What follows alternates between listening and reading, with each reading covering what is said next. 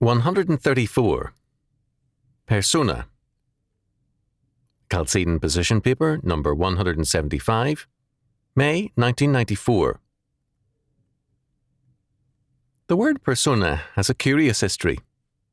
It comes from the Etruscan fresu, into Latin persona, meaning a mask. It's in reference in both cases to the mask worn by actors, thus to a pretended character, a dramatic figure rather than a reality. This use of persona pointed to a fact in classical antiquity, that is, the insubstantial nature of man. Men were defined socially, by nation and by class. The view of classical antiquity to people was, in a sense, closer to Karl Marx than to the Bible. Plutarch's Lives of the Noble Grecians and Romans gives us examples of this, taken from the highest levels of society. Thus, we are told of Lycurgus of Sparta. Lycurgus allowed a man who was advanced in years and had a young wife to recommend some virtuous and approved young man that she might have a child by him, who might inherit the good qualities of the father and be a son to himself.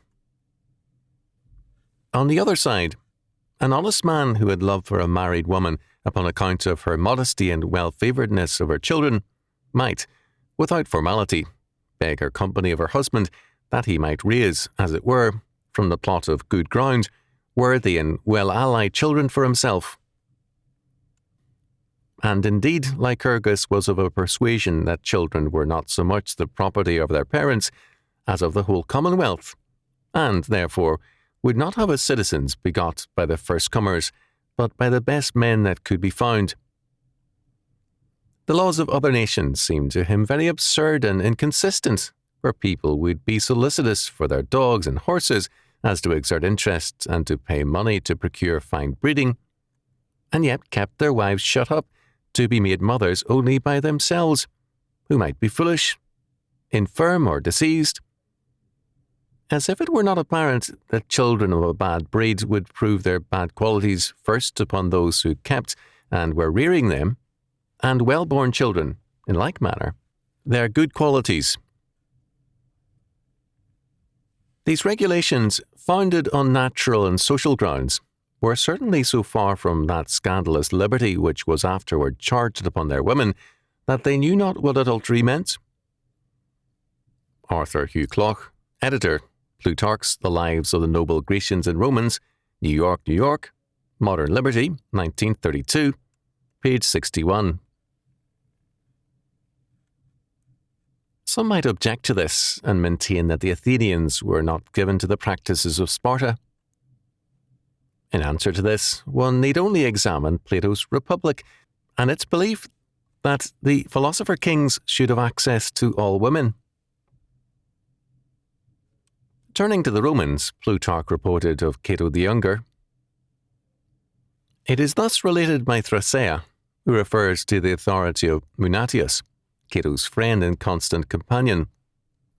Among many that loved and admired Cato, some were more remarkable and conspicuous than others. Of these were Quintus Hortensius, a man of high repute and approved virtue, who desired not only to live in friendship and familiarity with Cato, but also to unite his whole house and family with him by some sort or other of alliance and marriage. Therefore, he set himself to persuade Cato that his daughter Portia, who was already married to Bibulus, and had borne him 2 children, might nevertheless be given to him, as a fair plot of land, to bear fruit also for him. For, said he, though this, in the opinion of men, may seem strange, yet in nature it is honest and profitable for the public that a woman in the prime of her youth should not lie useless and lose the fruit of her womb, nor, on the other side, should burden and impoverish one man by bringing him too many children. Also, by this communication of families among worthy men, virtue would increase and be diffused through their posterity, and the commonwealth would be united and cemented by their alliances.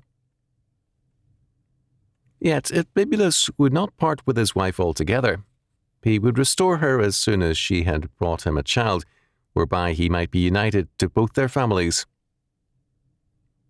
Cato answered that he loved Hortensius very well, and much approved of uniting their houses, but he thought it strange to speak of marrying his daughter when she was already given to another. Then Hortensius, turning the discourse, did not hesitate to speak openly and ask for Cato's own wife, for she was young and fruitful, and he already had children enough. Nor can it be thought that Hortensius did this as imagining Cato did not care for Marcia, for it is said she was then with child. Cato, perceiving his earnest desire, did not deny his request, but said that Philippus, the father of Marcia, ought to be also consulted. Philippus, therefore, being sent for, came, and finding they were well agreed, gave his daughter Marcia to Hortensius in the presence of Cato, who himself assisted at the marriage. This was done at a later time, but since I was speaking of women, I thought it well to mention it now. Ibid, page 932. Such a step was not commonplace, but it was logical, given the presuppositions of the classical view of man. It was a view widely present in the pre-Christian world, apart from the Hebrews. In Henry Frankfort's Before Philosophy, 1964, John A. Wilson and Thorkild Jacobson called attention to the fact that the cosmos was viewed in some cultures as a state, with both the gods and men sharing a continuity of being. The implication of this was that a stateless man was in effect a non-person. Man was defined by his place in this cosmic state. For biblical faith, however, man, having been created in the image of God, Genesis chapter 1 verses 26 to 28, is defined by that image, not by the cosmic state. The image of God in man is knowledge, righteousness or justice, holiness and dominion. Genesis chapter 1, verses 26 to 28, Ephesians chapter 4, verse 24, Colossians chapter 3, verse 10. Man is thus under God and his law.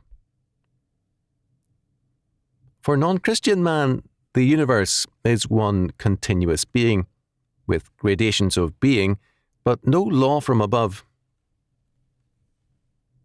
Cato the Younger, like Lycurgus, decided the use of his wife in terms of humanistic ideas.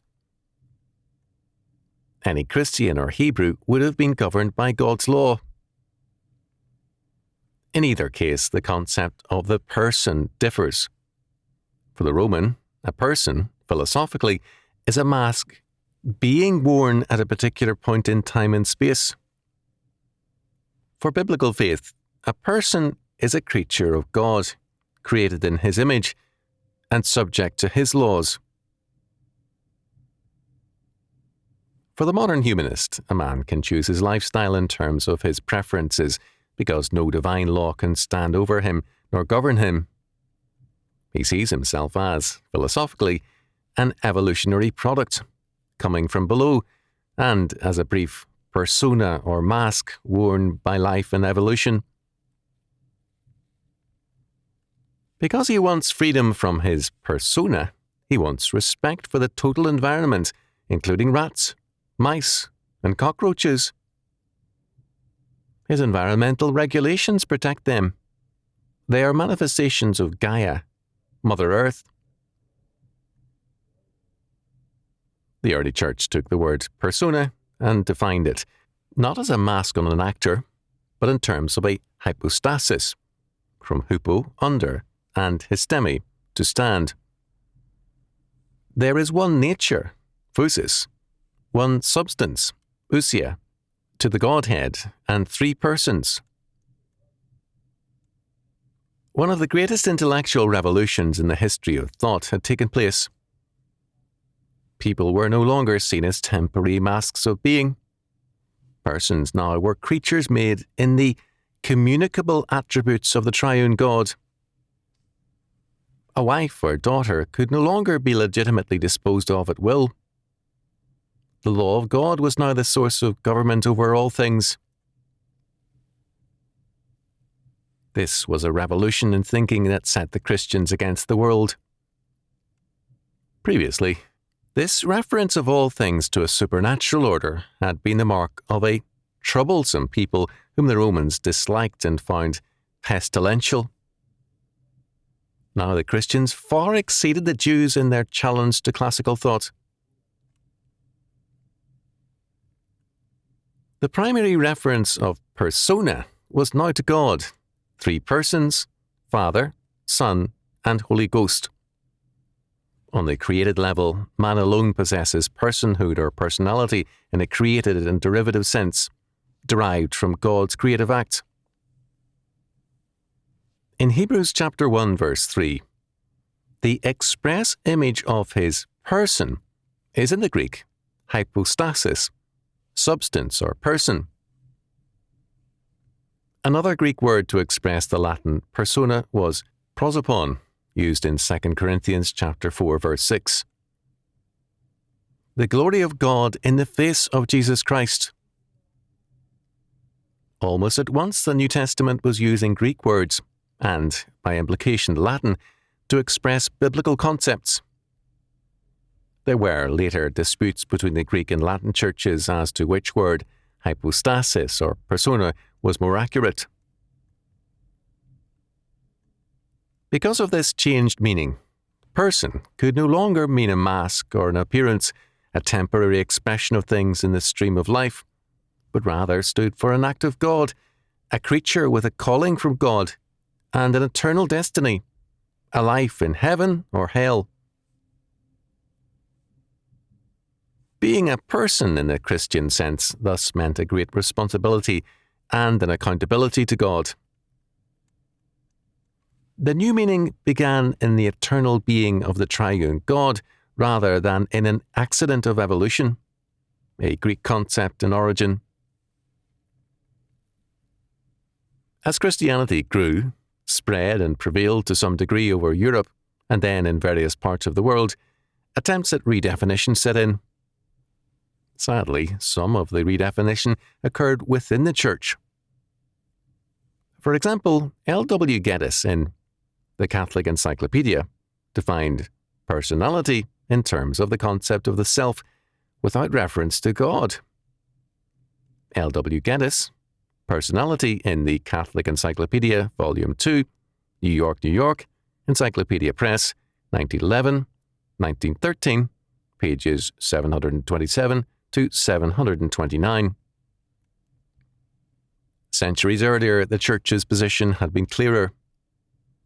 The psychological definitions, Catholic and Protestant, were definitions downward, a retreat from the biblical faith. Besides the many psychological definitions, there were others: political, sociological, and, in the case of Karl Marx, economic. All these depersonalized man. Instead of regarding himself as one created in the image of God, man now saw himself in terms of a Darwinian biology, a Marxist economics, a Freudian psychology, and so on. In all cases, the result was a diminished and emasculated man. Man was being remade into an emotional and psychological eunuch. Both man and history were depersonalized. Karl Marx was important in this depersonalization. For him, economics was determinative in the making of man, and man's remaking or regeneration would come by economics, by revolution to create a communist world. As a consequence of this depersonalization of man, and as a result of seeing man as an economic rather than a religious creature, Marx was hateful and venomous in his attitude towards Judaism and Christianity. In various essays, he attacked Christianity.